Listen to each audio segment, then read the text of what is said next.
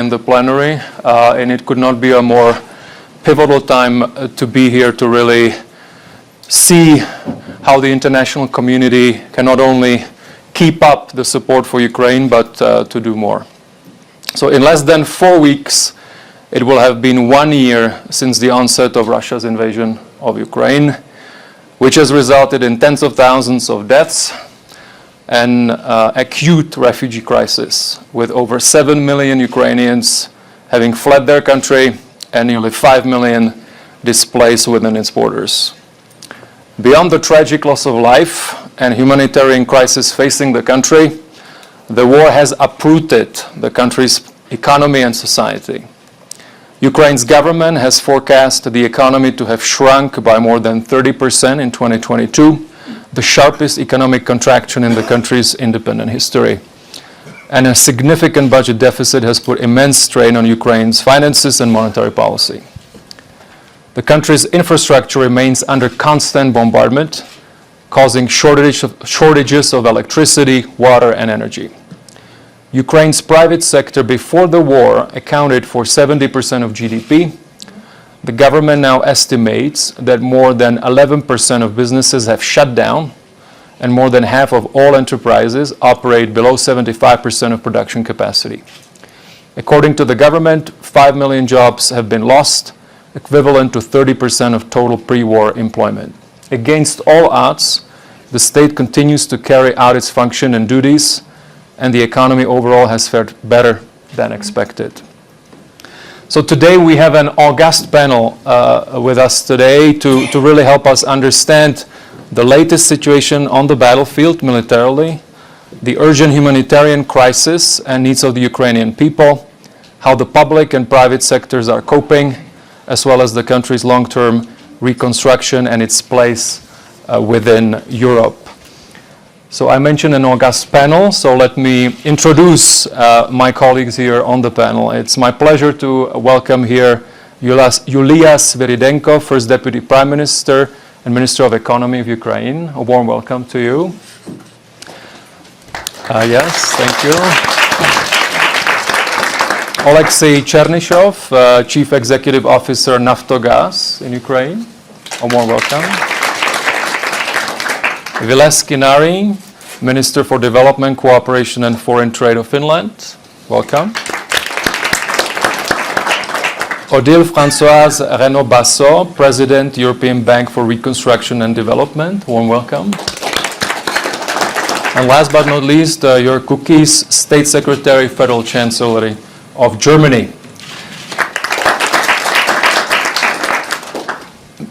Madam Deputy Prime Minister, let me start with you. If you could first just tell us the latest situation in your country, because militarily, but also what are the immediate needs that the international community, and as you know here we have also a lot of business leaders, over 1,500 business leaders are here at the annual meeting in Davos, and we have a lot of people that are watching us via webcast. So if you could please tell us what is the latest situation in your country, that would be great. Thank you. Thank you for this question. So actually, the name of this panel, What Next for Ukraine, actually it's success. Because we're discussing future, it means that everybody understand that Russia won't achieve its goal, and we definitely win this war. So it's very hard, of course, to speak about future right now when Ukraine is under the constant missiles strikes, like we witnessing this weekend, the big massive attack on residential building in Dnipro. So it means that all questions related to what is the future for Ukraine will start with the question, what can be additional support for military, for weapon, for the heavy weapon for Ukraine for now, just to speed up the victory and to start the rebuilding, reconstruction, and to return back our refugees that you mentioned at the beginning. So for now, the situation is following. We keep fighting. We are asking our partners, allies, to provide us with additional weapon, with a heavy weapon. armaments, everything to squeeze Russia from Ukrainian territory. Second thing, we're able and willing to discuss peaceful formula that were launched by the President Zelensky and were announced, and today First Lady also mentioned peaceful formula in her speech. So it's very important right now to move from the paper to practical implementation and to take responsibility. And it's our task. It's for our partners to find exact country that will take exact responsibility over some steps of this peaceful formula. And of course, last year we achieved relatively macroeconomic stability together with our partners, with our IFIs, and we talked a lot about strategy of post-war recovery, strategy of the recovery during the wartime. So now we need to move from the strategy to the concrete project for recovery and reconstruction. As you mentioned, and I absolutely agree with you. So it's a big humanitarian catastrophe that 7 million Ukrainians are living abroad, and it named like refugees, but for us it's not refugees because it's temporarily displaced people, as majority of them, 90% would like to return back to Ukraine. So what we need to discuss right now with our IFIs, our partners, what kind of solution could be found for business to encourage them to start business in Ukraine, to come to participate in early recovery, so to achieve this goal to return our people back. And so that's why it's I think that Ukrainian shows resilience during this wartime, and I think that Ukrainian business also show this resilience, and it's such kind of characteristic of Ukrainians that can help foreign investment to come and to feel comfortable and to achieve their goals. So that's why our idea is, first of all, to stress on the necessity to provide this additional military support, and of course to find some additional tools with our IFIs partners, how we can facilitate Ukrainian business to develop, and how we can facilitate foreign investment to come to Ukraine even now with different mechanisms such as insurance for the war risks, for example, or some additional finance that can be provided. Thank you. Can I just have a small follow-up question on the peace formula? Yes. The First Lady spent quite a long time on it in her speech. I think she also mentioned, if I understood correctly, that Ukraine is working with as many countries as it can to develop it or implement it. Could you just elaborate a little bit on the process? So at the end of February is going to be special session of United Nations when the President Zelensky will discuss how we might implement together with our partners this peaceful formula. So it means that we would like to participate in the implementation of this peaceful formula as much countries as it possible, for all those countries that are searching for a peace for Ukraine and are able to participate. Because some, for example, agri-food security, everybody understands that it's a very practical issue, and it's about blocking of the seaports, it's about transportation routes, about warehouses. So that's why we think that it's 10 very obvious steps that can bring peace. Our idea is to find partners that will take responsibility over some of these steps. So together with Ukraine to provide us with this additional guarantee for implementation of this peaceful formula. Very interesting. Thank you. Let me move to Mr. Chernyshov. You're heading an energy company. We have seen Ukraine's infrastructure come under severe attack, particularly since October. Nonetheless, you said last week that engineers, together with local authorities and utility workers, have restored more than 55% of energy infrastructure facilities destroyed or damaged by Russia. It's quite impressive given the circumstances. Could you just give us a sense of what is the extent of the damage that your country's energy infrastructure has undergone, and how are you working to restore access to ensure that the economy can function to the largest extent possible? Just to give us a little bit of a sense of the damage and the landscape overall on energy. Yes, absolutely. First of all, good afternoon to everybody. I thank you, all of you, for visiting this important panel for all of us. As it is being said on the wall, World Economic Forum, the ambition and the commitment to improve the state of this world. I think this improvement might start from Ukraine and from our historical moment that we are facing together, all of us. This is not only a Ukrainian issue, and our allies are demonstrating it constantly. That is the challenge for all civilized world right now. And I believe we're going to cope with it. Coming back to energy situation, this is a full-scale war, especially starting after October 10. Russians have started actively targeting critical infrastructure, moreover, civilian critical infrastructure. Their target is to deprive Ukrainians from heating, water, gas, and other utilities. The target is to break Ukrainian spirit. The strategy will not work. This will only strengthen Ukrainian spirit to fight and to prevail. Right now, our short-term task is to survive, to go through the winter. This means more gas. This means more energy, more generators, more decentralized energy guarantee and supply. And moreover, we should go ahead and win this war. In terms of the repairs that we are doing them constantly, every day, as we are being actively attacked. And in this way, we have also done a lot of things within decentralized supply of energy, and we are planning to increase. Using this opportunity, I would like to thank you to our international allies and partners who support us in this way. And this is critical and very important for Ukraine. Of course, we are still targeting to get more gas during the course of this winter.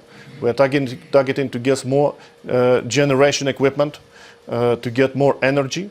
And we expect more losses in this area. That is clear.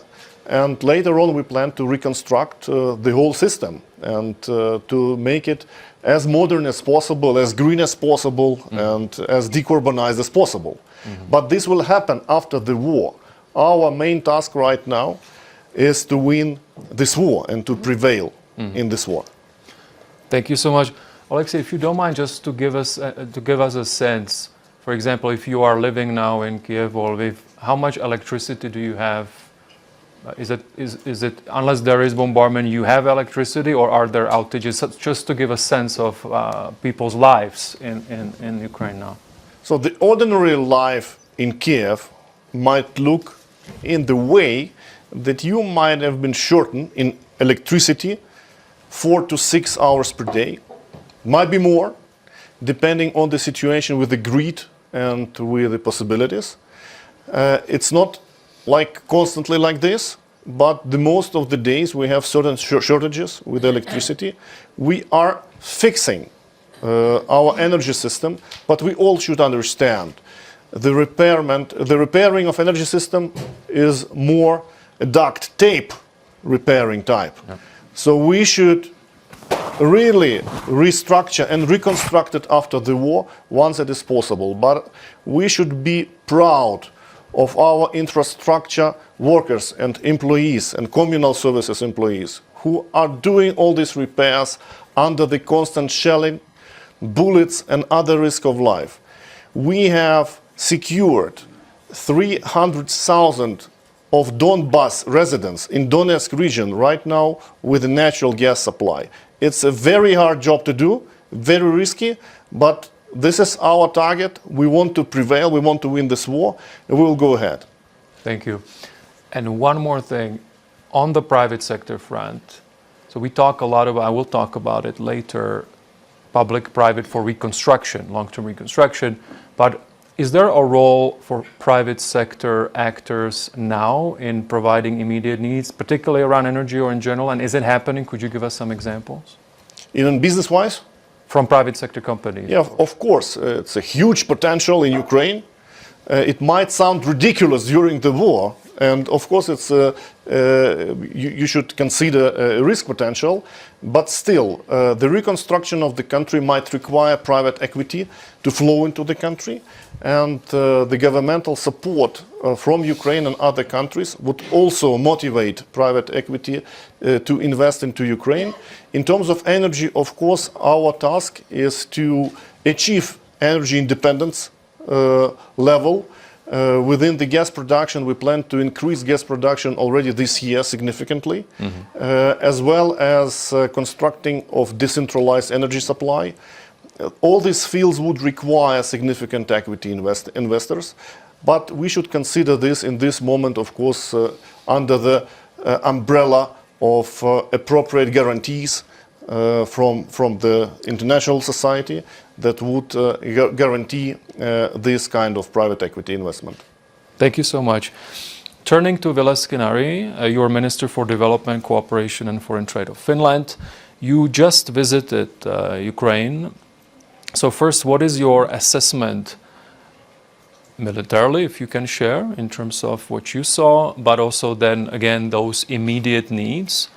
And you're from Finland, so it's an EU country as well. So are there things you think Europe can do even more that you learned there that we should be thinking about in Europe so that we can, again, help right now more the Ukrainian people?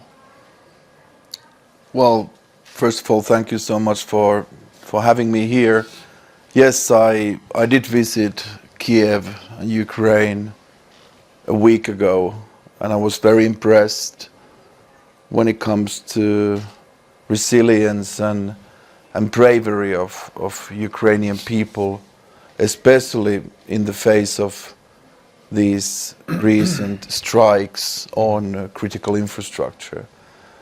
For Finland, of course, the support of Ukraine has been very important and it's been very significant, and we distributed family housing for families in the region of Kiev to Irpin, and we also worked hard for energy supplies, different equipment generators via our rescue services, and of course it's been very important that we've been able to act quickly, fast, and we've been able to distribute.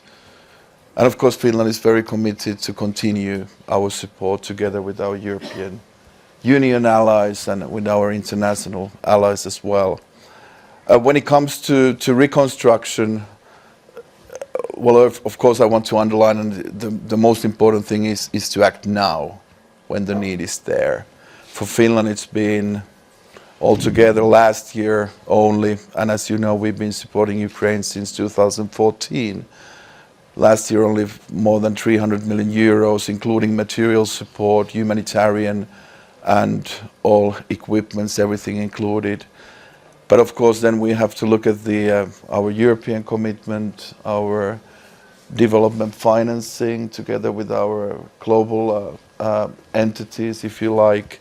And therefore it's so important that, for instance, here today, we are together to look at the way how we operate, how we coordinate, with what kind of emphasis we work. And of course, the most important thing is to have a dialogue with you, Ukrainians, decision makers, everybody, the people, that what are the real needs. And that's why we really, really appreciate that.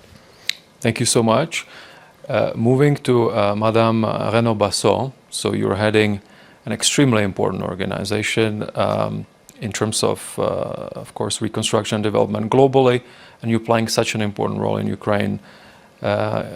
If my numbers are correct here, you've deployed 1.7 billion euros and a further 200 million mobilized from partner banks to support the real economy in Ukraine through investments in vital infrastructure, energy, food security, trade, and support for the private sector. A lot of people talk about we need a Marshall Plan for Ukraine. So tell us a little bit about, because you have, of course, people also that are working with you on the ground. So what is the role EBRD is playing right now in terms of these immediate needs, but also crucially then, if we say this is a Marshall Plan for Ukraine, obviously we are in the 21st century, So what are the things you're working on, and what would be things that are maybe a little different, things we should be paying attention to make it really relevant for then not only rebuilding but building a modern economy in the 21st century in Ukraine? So thank you, but I think it has already been said, what is very, very important is to support Ukraine now. And indeed, we need to prepare for reconstruction and to think about it and to get organized about it. But I think that the more we do now, the better. First of all, the more it will give chance to the country to win the war, and the less we will have to do in reconstruction. And in a way, it's not... I think we are in an environment which is, we already start to reconstruct everything we do in terms of emergency repair since the attack on the key infrastructure have started in October is, starting already to reconstruct. Of course, we will have to do much more later on, but really providing support now is absolutely key. At EBRD, because we are a bank focusing mainly on the private sector, what we've done this year is really to focus on the real economy. What we can do effectively to support the real economy, so the key infrastructure to keep going, and we provided financing to buy gas very early on, to support the electricity network company, and we provided now 450 million financing to the company this year, and including emergency repair in order to help them to buy generators, to buy the material they need in order to fix as quickly as possible the infrastructure, but also the railway company, and also a lot of focus on the private sector, in the agribusiness, working directly with our clients there, but also with sharing with the banking system. What is absolutely amazing, and I was in Ukraine before, in October, is the fact that everything continues to function. And we all think about, we see the very, very, devastating destruction and so forth, but when you think that the banking sector, they all have their branch opened in the country for clients, and everything function. So but of course they need support, but the resilience is really impressive. So that's what we've been doing, and other IFIs have been focusing more on budget support because the government need money because of the collapse of tax revenues, because of the GDP shrinking, and also additional expenditure related to the war. So there is a good complementarity there. I think so we need to continue to do that, and we are committed to do this going next year. We've been able to do that thanks to donors and shareholder support, because for a bank it's very challenging it's a high level risk. We are financing clients who may, for investment they are doing which may be destroyed the day after, so their capacity to repay is not very clear, but we have been able to take this risk, and we take half of the risk on our balance sheet, and we get donor support for the remaining 50%, and it has been a huge international effort because we got 1.3 billion of donor support from EU countries, the US, all our shareholders. And that has bthat has been very important, and I think it's important to acknowledge also the level of support received, and the mobilization for Ukraine, and that has been very important to keep going this year, and continuing to do that will be important in the future.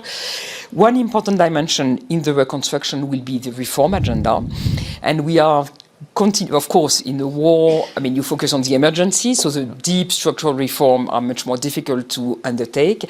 But it's important to say now we are still working a lot with our clients, for example, in the SOE sector, to ensure that good governance is there, that you have good governing body, international members for international standards for the governing, all the board members and so forth. And this is something we remain very demanding, and we will continue to do so because it's the key to ensure that the money we invest is well spent, that we continue to fight corruption and so forth. And moving forward, I think that we will have to continue to work, and this will be part of the Marshall Plan or of the reconstruction plan, to bring in continued transformation of the country, improve the efficiency of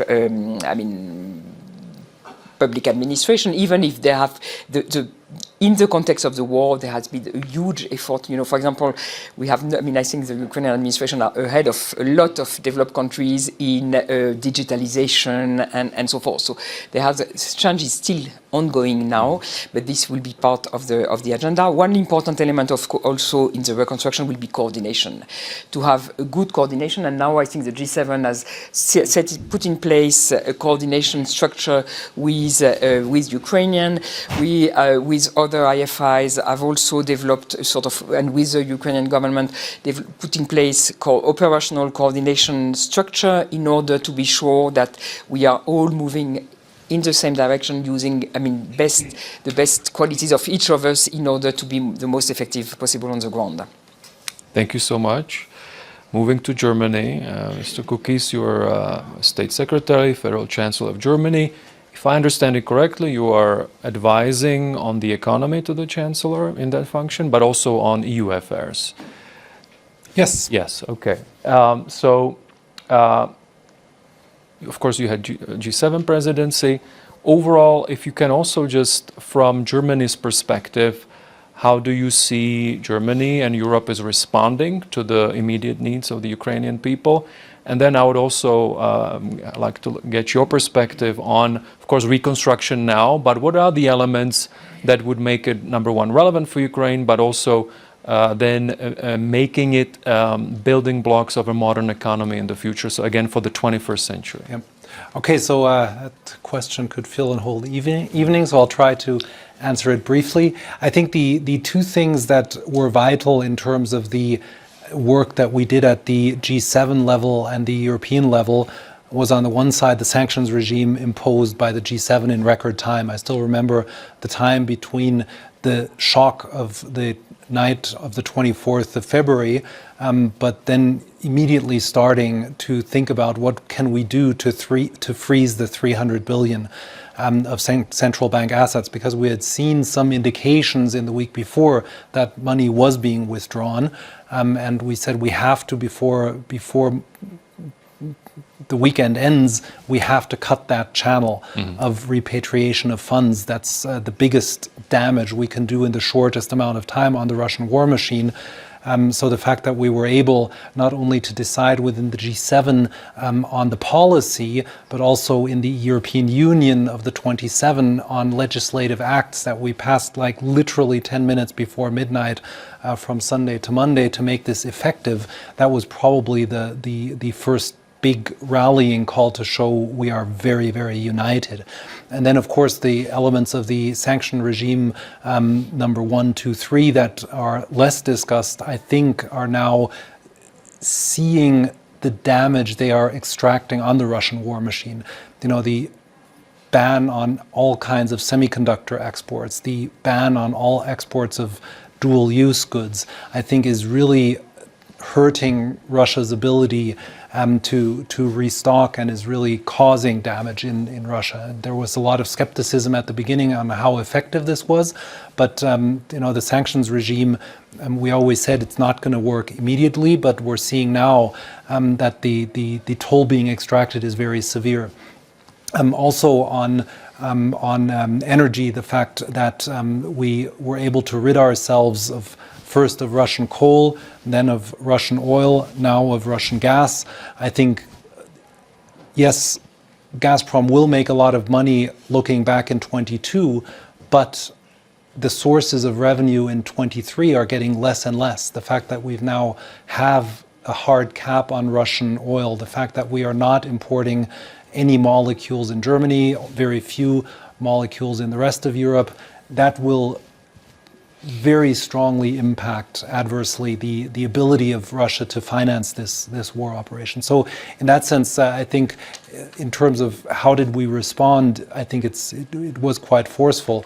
One of the biggest moments I had in the last year was in May, when I accompanied Chancellor Olaf Scholz and Presidents Macron and Draghi and Johannes, together with President Zelensky, announced the candidacy status of Ukraine. Well, the support of the 4 countries for the candidacy status. And as you know, there was a lot of controversy at the time about this question within the European Union, and the fact that in Kiev. They announced it, basically solved the questions. 3 days later, the European Union made the decision unanimously. So in that sense, that was also, I think, a very important impetus, because it goes exactly in the direction of what Odile was saying, what is important for private sector investment. The fact that the European Union has now said we will give candidacy status assures every investor that in the next 5 years, whatever amount it takes, of time it takes, all of the rule of law questions, all the questions of concern to private sector investors are being incentivized in a massive way by the sort of alignment that there will be on coming to the acquis of the European Union. So I think that is both important for Ukraine per se as striving to the European Union, but also for investors and incentivizing this investment, because it gives you a very clear path into all of the legal requirements, but also a lot of the funding that will become available as the proximity between Ukraine and the European Union gets closer and closer. Thank you so much. I'd like to go back to the Deputy Prime Minister, because a number of you mentioned the private sector. So what are your plans in terms of reforms of the private sector as part of the broader reconstruction effort? Could you tell us a little more about what you're planning there? For private sector, yes. So for private sector, I mentioned before, we are working out insurance mechanism that will allow them to invest in Ukraine during the wartime. So it's actually it's a new mechanism. Previously, something common. It was previously during the war, like 30 years or 40 years ago. So now we asked Export Credit Agency and MIGA and DFC just to review their portfolio of the products, and proposed the products that will satisfy this company willing to invest in Ukraine right now during the wartime. Absolutely agree with Odile. So we need to invest now, not to wait until the war will be finished. So for other things that we keep providing corporate governance reform, and now we have in this supervisory board of Naftogaz. We think that we will set up a new supervisory board of Naftogaz that will be the interviewing will be finished, and the whole procedure will be finished by the end of this week. And the next week there is going to be a new supervisory board. It's important because Naftogaz is a vital company for energy system. So it's and we will keep going to provide and launch corporate governance. So also another plan is deregulation for Ukrainian business and foreign business. And there was some ideas and discussion about the tax reform, but I think that for now what we need is just to keep the macroeconomic stability. But now, because if you look at our expenditure, 50% of our expenditure is caused by our partners, and 50% of our expenditure is covered by Ukrainian business, by the revenue and taxes that we collect inside of country. So that's why we need to keep Ukrainian company operating, and that's why we will, together with our IFIs, provide these different programs. First of all, it's access to finance. And it's an insurance. This is the main thing that should be on the table right now during the wartime, to persuade Ukrainian business continue working, and to persuade foreign companies come to Ukraine during the wartime and start business. As you know, our president said that Ukraine exactly on the second day of the victory will become the Mecca for investments. So that's why we and he always stressed that for this company willing to come and to work exactly on the next day, they should start it right now to make the preliminary studies, to make some additional analysis, not to wait time, and to gain the biggest opportunity on the next day after the victory. Madam Deputy Prime Minister, one more thing. We haven't talked too much about the social aspect or the societal aspect of the needs that the Ukrainians have. of course, it's tragic for children. There is always the risk of really losing the traction you need to have with children on education, healthcare, etc. So could you just give us a sense of the needs and also what kind of considerations you have around that societal tissue of Ukraine also for the reconstruction? Maybe it's already part of some of those discussions that you're having with partners. So for social needs, I would say, so I think that the big challenge for us is going to be unemployment rate. Unemployment rate related to the fact that 7 million Ukrainians are living abroad right now, and it's majority of them, 90%, it's our labor that will very actively engaged in Ukrainian economy, so we need to return them back. And unemployment rate inside of country. So if you look at the numbers, so National Bank of Ukraine estimates 30% of unemployment rate, but it means that 4.6 million Ukrainians are searching for a job and not able to find it. But these numbers consist of 2.6 million out of country and that are willing to come right now and to work, and 2 million inside of country. So that's why what we're trying to do right now, we understand that we rely a lot on our partners, and we should show that we're also trying to limit our costs, and we're decrease the expenditure for the unemployment fees. What we're trying to stimulate people to work, and we are it called Army of Recovery. So for those Ukrainians willing to work and participate in the recovery on this early stage, or to help regional state administration to participate in the preparation of the heating season, they can join this Army of Recovery. It's also a governmental program that the main idea is just to provide them with a proper job places for Ukrainians willing to work. So the main idea right now it's for those one that are unable to find a job, to provide it with the Army of Recovery. For those who have entrepreneurship skills, to provide some guarantees, financial and granting from the government to set up or enlarge their business. And it's an extremely popular program right now in Ukraine. We have just for several months 16,000 applications from Ukrainians that previously had working experience in business, just willing right now to set up or enlarge their activity during the wartime. So we are like a government, just need to provide people with opportunity to work and to develop their skills during the wartime, because residential restoring of the residential building, and we're very grateful for the partners that provide us with different construction and workplace that factors that influence Ukrainians to return back or to stay in Ukraine and to fight by the end. Thank you. We just got a quick reaction because we're coming to an end, but just from Alexei, the Deputy Prime Minister mentioned, of course, unemployment. So obviously there is war, people are fleeing, there's a lot of disruption.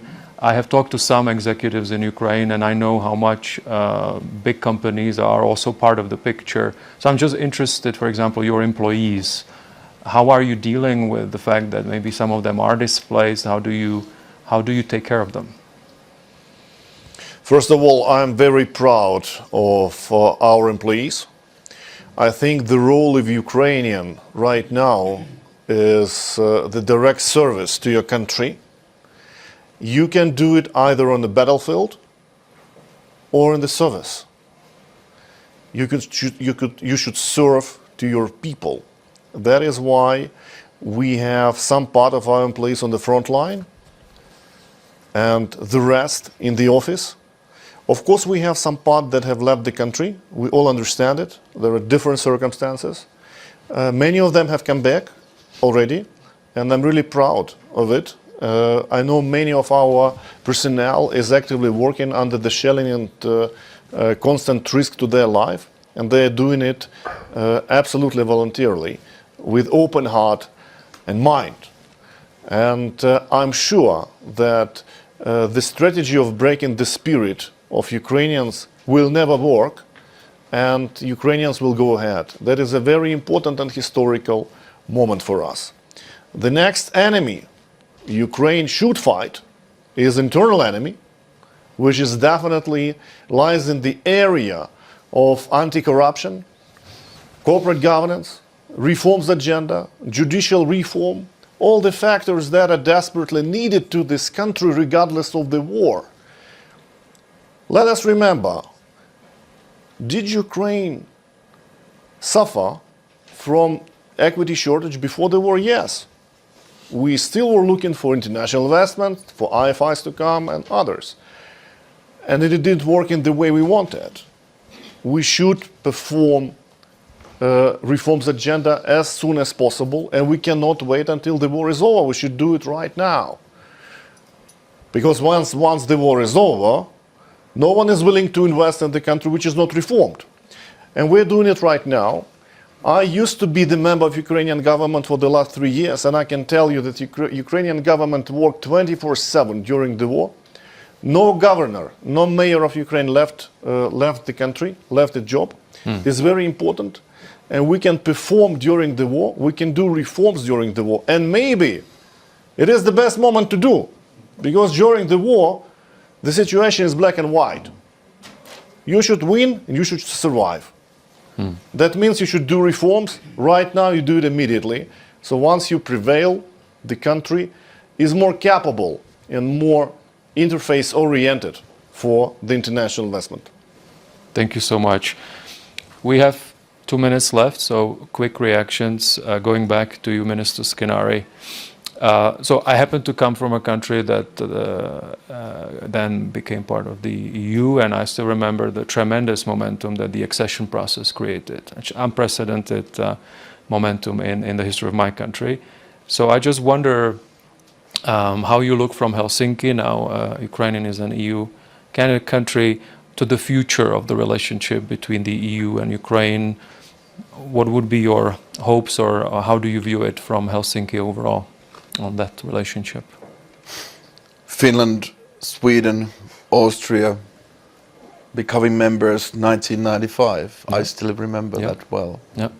A lot of ambitiousness, a lot of implementation.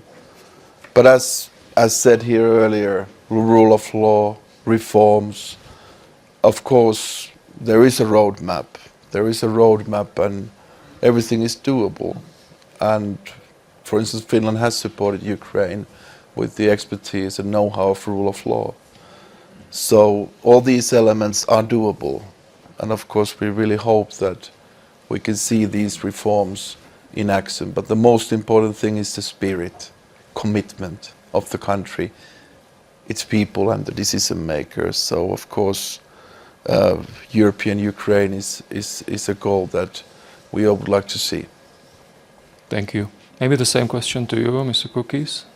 Well, I mean, I think Ukraine has huge potential. I mean, the amount of skill and talent and natural resources available in Ukraine should make every investor interested in the country. I mean, we're seeing that in the temporarily displaced people. There's no country of origin of people coming to Germany who are as keen to learn the language, to work with skills as developed, even though they know they only want to stay in Germany, the vast majority, for a few months, a year or two. They still, if you talk to German industry federations, they're very keen to employing citizens from the Ukraine as soon as it's possible. And usually it works very well. And all of the companies from Germany investing in the Ukraine already are saying, as soon as the rule of law issues are resolved, the quality of the skills in the Ukrainian population is enormous. The labor participation rates is enormous. The amount of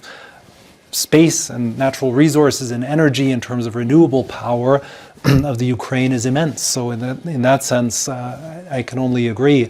And of course, the integration into the EU will bring a lot of structural funds and support mechanisms that will speed that up as the process towards EU extension happens. So in that sense, I think all stars are aligned in that sense.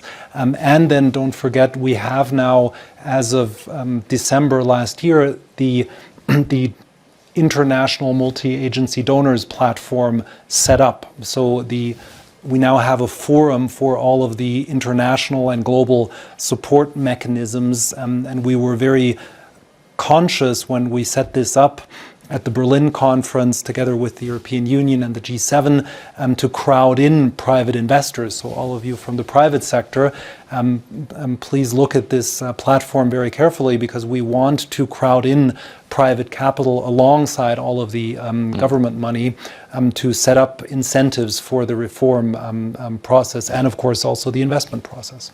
Thank you. And just finishing our discussion today with Madame Renaud-Bassot, EBRD has played such a major role in transforming, again, Eastern Europe and other economies. I followed your work very closely, and when economies then graduate from your programs, it's also a signal or a sign of they're in a good place, they're ready. And so if you look to the future, as if you were to look to the graduation there, what makes you, just very briefly, what makes you hopeful when you look at the landscape Ukraine? And outside military risks, of course, also, what would be the things that you would maybe point to in terms of risks as advice, so that then really you see yet another big successful program being wrapped up in Ukraine in the future? Over to you. No, first, I fully share the idea that the fact that the war has really sort of transformed in a way the government and the efficiency of the institution. So in the current, under huge pressure and the need really to deliver, things are functioning much better than they used to be. And and some issues have really been addressed. So I think that's a very positive place to be. And I agree that the European perspective and European accession process will be a key driver in terms of further reform, rule of law, governance, and so forth.